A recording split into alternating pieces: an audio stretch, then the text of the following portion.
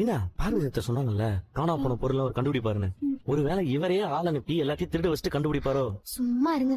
Aunty, என் அம்மாவோட வைரத்தோட காணாம போயிடுச்சு. அதுவும் எங்கன்னு கொஞ்சம் பார்த்து சொல்லுங்க. முதல்ல என் பணம் எங்க இருக்குன்னு பாக்கணும், அப்புறம் தான் மத்ததெல்லாம்.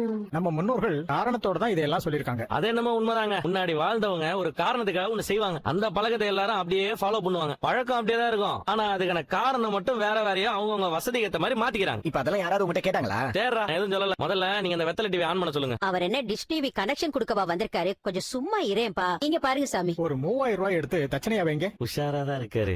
அப்புறம் அந்த பணம் எங்க இருக்குன்னு தெரிஞ்சா என்கிட்ட மட்டும் சொல்லுங்க. பாத்தியா, எங்க நம்ம ஷேர கொடுக்க சொல்லிடுவோம்னு தனியா சொல்றான் பாரு. முதல்ல அவர் கண்டுபிடிக்கிறாரான்னு பாக்கலாம்டா. இவரை நம்பலாமா? என் ஃப்ரெண்டோட பொருள் எல்லாம் கண்டுபிடிச்சு கொடுத்திருக்காருப்பா. அப்ப உங்க பொருள் எதையும் கண்டுபிடிக்கல. என்கிட்ட இருந்து எதுவும் காணாம போகலையே.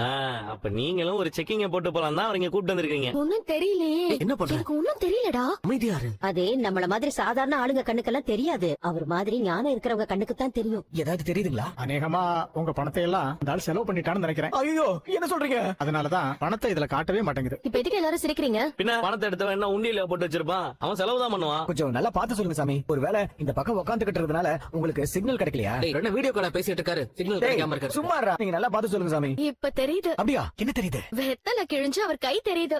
பார்வதி அம்மா, இவங்க எல்லாம் என்ன அவமதிக்க